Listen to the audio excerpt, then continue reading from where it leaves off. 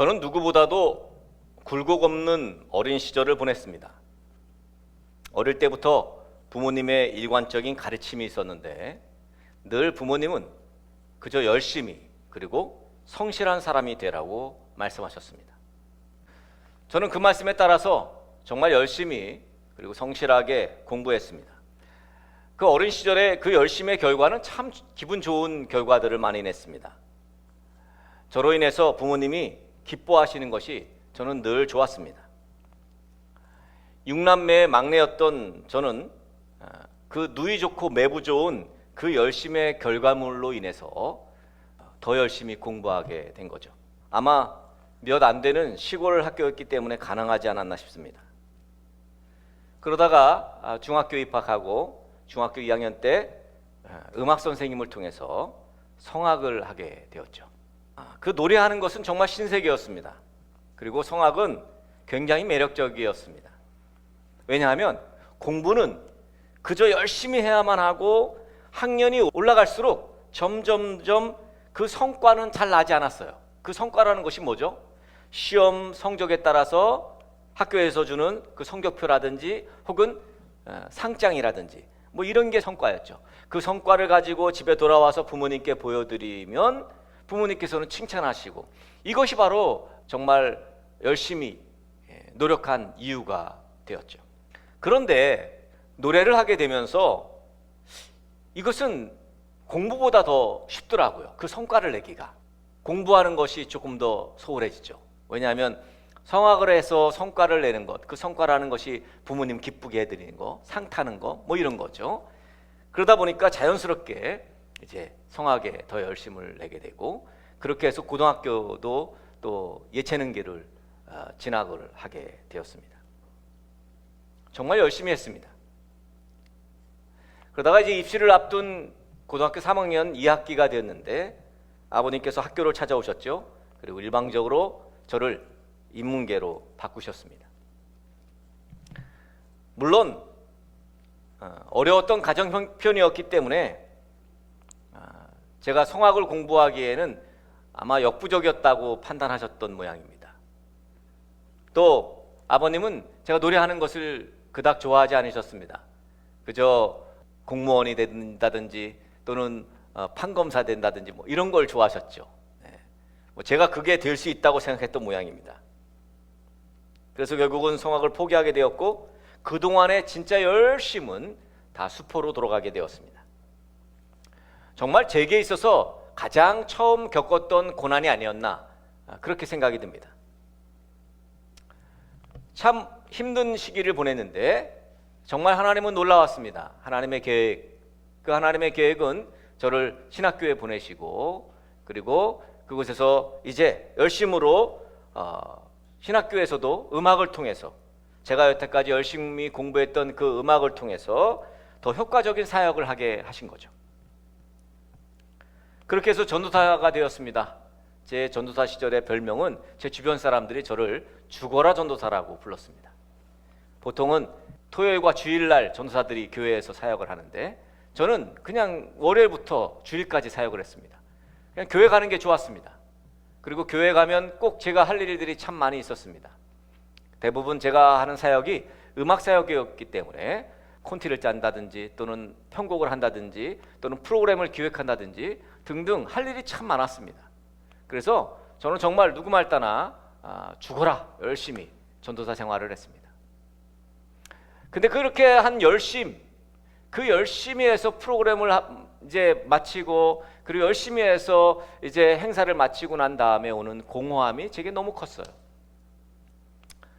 그래서 왜 그랬을까? 왜 이렇게 열심히 이렇게 교회 일, 제게 맡겨진 주어진 일을 잘 했는데도 불구하고 제게 이런 어려움, 고난 또는 곤고함이 왜 내게 있을까 생각해 봤더니 결국은 그 열심은 제가 어릴 적에 했던 열심과 동일한 열심이었습니다. 그 열심을 내서 누군가에게 칭찬을 듣고 또 상을 받고 뭐 이런 것들에 길들여져 있는 저를 보게 된 거죠. 열심히 냈는데 그것이 하나님 나라를 위해서라든지 하나님의 교회를 위해서라든지 그런 어떤 정말 내가 관련되지 않은 정말 하나님을 위한 일들이었어야 하는데 저는 거기까지 미치지 못했습니다. 그죠? 칭찬을 받고 우리 전도사 정말 잘하네, 잘했어라는 그런 칭찬에 너무 목을 맸던 거죠. 내가 그 사역을 열심히 한 이후에 나타나는 그 공고한 일들을 해결하기 위해서 또 다른 일들을 열심히 했던 것입니다. 여러분도 열심히 일하시죠? 맡겨진 교회에서의 일도 열심히 하시고, 또 가정에서도 열심히 본분을 다하시고, 또 여러분의 사업체에서, 일터에서도 열심히 일하실 것입니다. 네, 열심히 일하는 것 참 귀하고 참 좋습니다. 그러나 기본적으로 열심히 한다는 것에는 꼭 전제가 필요하다는 거죠. 무슨 전제죠? 바로 바른 열심히 한다는 것입니다. 열심히 하되 바른 일에 바른 생각으로 열심히 해야 한다는 것입니다. 목사님 그거 다 알고 있습니다. 네, 우리가 다 알고 있는 것입니다. 그런데도 불구하고 우리는 무조건 열심히 하고 있습니다. 이 열심이 바른 열심인지, 또는 이 열심이 바른 생각인지를 되짚어보는 시간들을 우리는 소홀하고 있다는 거죠. 여러분, 무조건 열심히 하면 다 좋은 거예요? 사기치는 거 열심히 하면 잘하는 겁니까? 다른 사람 험담을 열심히 하면 그 열심 기특하게 여겨줍니까? 그렇다면 어떻게 해야 바른 열심을 가질 수 있을까요? 오늘 본문으로 돌아가야 합니다. 오늘 열심 중에 특심인 사람이 나오죠. 누굽니까? 바로 사도 바울입니다. 성경에는 정말 열심 있는 사람들이 나오는데 그 중에 최고가 사도 바울이 아닌가 싶습니다. 사도행전 22장 3절에 보면 사도 바울의 열심에 대해서 이렇게 말합니다. 길리기아 다소 출생이고 가말리엘 문화생이고 또 유대율법의 엄한 교훈을 받았고 하나님께 대하여 열심히 있는 자라고 말합니다.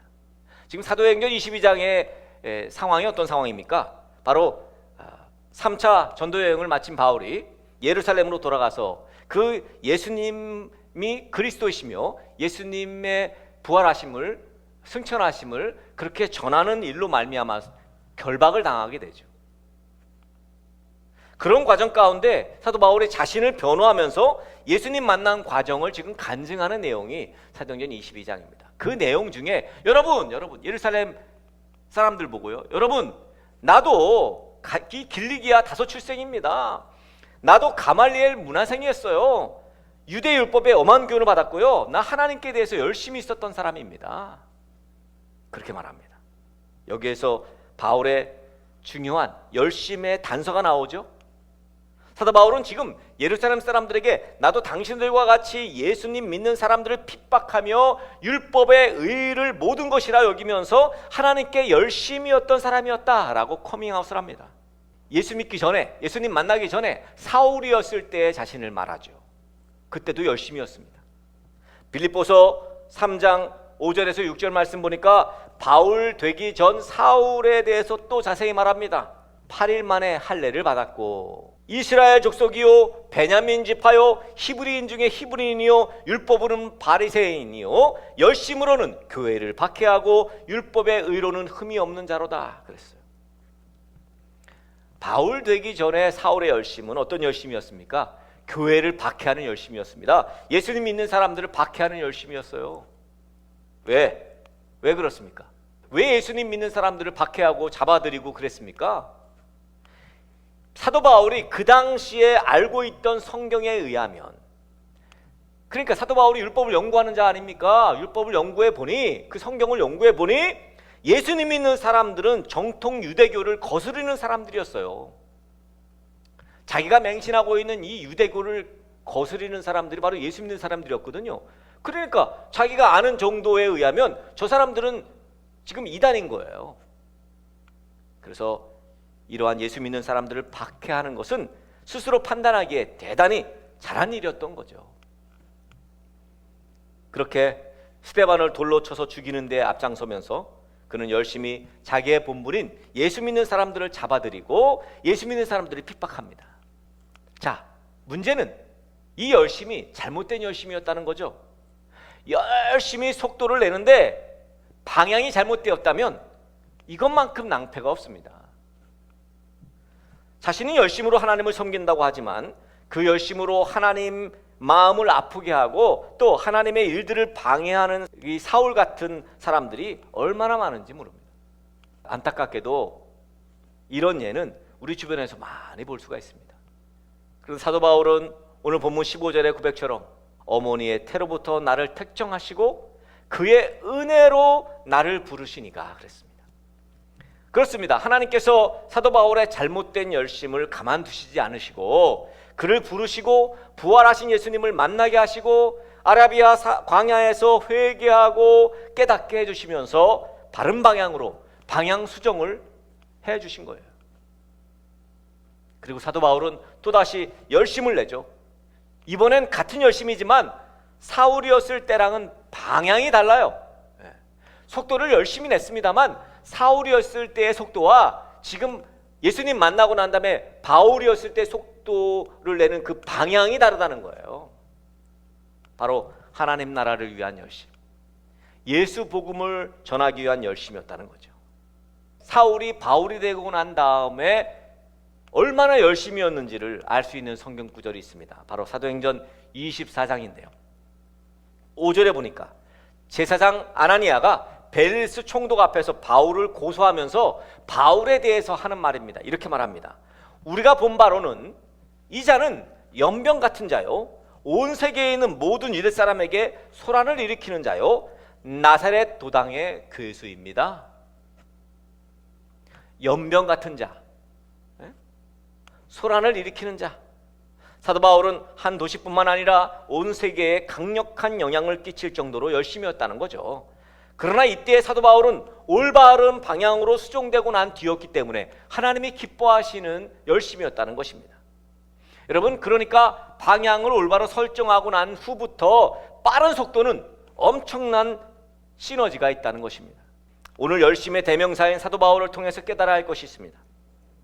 우리가 하나님의 일을 열심히 하려면, 즉 속도를 내려 하면 먼저 꼭 필요한 것은 바로 그 과정. 어떤 과정? 방향 설정하는 과정이 꼭 필요하다는 것입니다. 그 방향은 어느 방향이어야 할까요? 사도 바울을 예를 들자면 예수님을 만나는 방향이어야 합니다. 사도 바울의 열심이 빛을 발하게 된 것은 예수님을 만나서 변화된 방향 전환 때문이었지 어떤 그 이상의 다른 것들이 아니었다는 거죠. 예수님을 만나서 변화된 방향 전환 때문에 바로 사도 바울의 열심이 빛을 발하게 된 것입니다. 사울이 그렇게 열심히 하던 일 뭡니까? 예수님 믿는 사람들을 잡아가두고 죽이는 일. 그 열심히 하던 그 일이 아닌 예수님이 구원자시고 예수님이 메시아라는 사실을 선포하고 전하는 일에 열심을 품게 된 방향 전환의 계기가 무엇입니까? 바로 다메섹에서 부활하신 예수님을 만난 그 사건이 바로 그 계기가 된 사건입니다. 사도행전 1장 8절에 보면 성령 강림 이후에 성령이 임하시면 권능을 받아서 예루살렘과 온 유대와 사마리아와 땅 끝까지 이르러 내 증인이 될 것이라고 말씀하죠. 자, 그러면 먼저 어디를 뛰어넘어야 돼요? 예루살렘을 뛰어넘어야 돼요. 그런데 사울처럼 유대주의자들처럼 이 복음을 전하려는 많은 사람들을 잡아들이고 또 죽이고 하는데 어떻게 이 복음이 예루살렘을 뛰어넘을 수 있겠습니까? 여러분, 땅 끝까지는 고사하고 예루살렘도 지금 못 뛰어넘고 있어요. 유대인에게서 이방인에게로 복음이 전해지는데 어려운 문제가 현실적으로 무엇입니까? 일단은 유대인들이 이방인들을 사람 취급하지 않습니다. 그러다 보니까 이 유대인들이 이방인들에게 복음을 전하기를 꺼려한 거예요. 또 하나, 이방인들은 어떻습니까? 이방인들 입장에서는 유대인들이 무엇을 전한다는 것이 이게 신뢰가 되지 않고 믿어지지가 않는 것입니다. 쉽게 받아들여지지 않은 거예요. 그러니까 늘 복음은 어디만 있어요? 예루살렘만 있는 거예요. 예루살렘 장벽을 뛰어넘어야 돼요. 이 교회에서도 마찬가지입니다. 대부분의 교회들이 본 교회의 장벽을 뛰어넘지 못합니다. 자기 입 밖으로 나오지 못하죠. 예수 복음이 나오고 드러나지 못합니다. 근데 이 복음이 예루살렘을 뛰어넘는 데 사용된 하나님의 도구가 있었죠. 출발은 누구예요? 바로 스데반 집사죠. 스데반의 순교가 바로 예루살렘을 복음이 뛰어넘게 되는 단초가 되었고요. 그 다음에 마무리는 누가예요? 바울의 회심이. 바울의 회심이 이 복음을 예루살렘에서 이방인에게로 땅끝으로 전하는 계기가 바로 바울의 다메섹에서의 회심이었다는 것입니다. 저는 이것을 복음의 방향 전환, 복음의 궤도 수정이라고 말하고 싶습니다. 제가 삶과 목회 사역에 있어서 가장 중요한 모토로 여기는 말이 있습니다. 속도보다는 방향이 우선이다 라는 거죠. 열심을 내더라도, 속도를 내더라도 방향이 잘못되면 아무런 소용이 없다는 것입니다. 아니, 잘못된 방향으로 빠른 속도로 가는 것은 오히려 더 일을 그르칠 수 있다는 것입니다. 그래서 올바른 방향이 중요합니다. 이것은 우리들의 모든 일에 동일하게 적용됩니다. 사도 바울이 열심히 아직 예수님을 만나지 못했을 때 그렇게 율법을 열심히 공부하고 구약 성경을 공부했던 그 공부가 이제 예수님 믿고 난 다음에 드디어 빛을 발하게 된 거예요. 그래서 사도 바울은 하나님의 구원의 비밀들을 그 성경에서 깨닫게 된 것입니다. 오늘 본문에서 보니 10년 만에 이제 예루살렘 회의에서 예수님의 제자들과 모여서 논의하고 이제 바울이 성경적인 복음을 설명하잖아요. 근데 그것이 바울이 성경적인 복음을 설명하는 그 설명이 예수님의 가르침과 일치했다는 거예요. 예수님의 제자들과 사도들이 바울 앞에서 아무 대꾸도 못했어요. 심지어는 갈라디아서 2장 11절, 우리 며칠 전에 우리가 묵상했던 말씀 아닙니까? 거기 보면 예수님의 수제자였던 베드로에게 사도 바울이 책망을 해요. 예수님의 수제자 베드로가요, 예루살렘 교회의 담임 목사인 베드로가요, 지금 사도 바울에게 책망을 받습니다. 왜? 이방인들과 함께 있을 때 함께 음식을 먹고 마시다가 이제 살아있는 믿음, 행동하는 믿음을 강조했던 그 야고보 주변 사람들이, 야고보에게서 온 유대인들이 이제 온다고 하는 이야기를 듣자 이방인들과 함께 먹고 마시다가 자리를 피한 거예요. 베드로, 너 왜 지금 이방인들하고 같이 먹고 마셔? 이거 그럴 수 없어. 그러면 안 되니까 베드로가 이방인들과 함께 먹고 마시다가 자리를 피하죠. 근데 베드로만 그런 것이 아니라 베드로 주변 사람들, 심지어는 바나바까지도 그 유혹을 못 이기고 그렇게 그 자리를 피하게 됩니다. 그때 사도 바울이 베드로를 책망하는 거예요. 사도 바울은 예루살렘 회의에 참석한 그 많은 사람들 중에서 공개적으로 베드로를 책망했습니다. 여러분, 이것이 어떻게 가능했을까? 이것이 어떻게 가능했냐 하면 예루살렘 회의의 중심은요, 사도 바울이었다는 거예요. 결국은 초대교회의 핵심 사상은 사실상 사도 바울에게서 나왔다는 거예요. 그러니까 사도 바울이 예수님 믿는 자들을 핍박하기 전부터 열심히 연구했던 그 율법, 즉 하나님의 말씀이 예수님 만나고 난 이후부터 드디어 올바른 방향으로 나아가는데 오히려 촉매제가 되었다고 그렇게 보는 거죠. 여러분, 일단 열심을 내더라도 우선 예수님을 만나야 한다는 거예요. 예수님과 인격적으로 만나고 난 이후에 말씀을 묵상하고 제자 훈련을 받고 그 사명을 감당해야 하는 것입니다. 방향이 올바른 방향이어야 열심도 의미가 있는 것입니다. 방향이 올바른 방향이어야 그 속도가 의미가 있는 것입니다. 오늘 본문 14절에서 바울도 자기 스스로 이렇게 말합니다. 내가 내 동족 중 여러 연구학자보다 유대교를 지나치게 믿어 내 조상의 전통에 대하여 더욱 열심히 있었으나, 바울은 그 누구보다도 훨씬 지나치게 유대교를 믿고 전통을 따라 살았음을 고백하고 있습니다. 우리는 잘못된 열심이 얼마나 무서운 것인지를 사도 바울을 통해서 알 수 있습니다. 자, 문제는 예수님 만나기 전엔 내가 하는 이 열심이 잘못된 열심이라고 생각하지 않는다는 거예요. 제가 그랬습니다. 스스로 만족하고 또 다른 사람들에게 칭찬을 받으니까 내가 지금 매우 잘하고 있는 줄 착각하고 있는 거죠. 이것이 참 무서운 것입니다. 여러분, 우리의 열심을 다시 한번 점검해 봐야 합니다. 방향 설정이 잘못되었는데 그것을 모른 채 악셀레이터를 엄청나게 밟으면 결국 걷잡을 수 없이 더 빨리 잘못된 길로 가게 되는 거죠. 옳은 방향, 바른 방향으로 나아가려면 우선 방향 설정을 먼저 해야 합니다. 열심을 내기 전에 먼저 예수님을 만나고 경험하고 그분의 인도하심을 늘 받아야 되죠. 그렇게 해서 방향을 설정해야 합니다. 자기 이익을 위해, 자기 영달을 위해 하나님을 이용하고 교회를 이용하려는 사람들이 불행하게도 참 열심입니다. 참 열심이에요. 그러나 그 잘못된 열심, 그 엄청난 속도를 내는 엑셀레이터의 결과는 결국 허무함이라는 거죠. 자기만 허무하면 되는데 가족들도 허무하고 친구들도 허무하고 교회 공동체를 함께 망가뜨리는 그런 결과를 낳게 된다는 것입니다. 참 못된 열심입니다. 예수님을 믿는다면 보다 더 과감하게 방향을 수정해야 할 것입니다.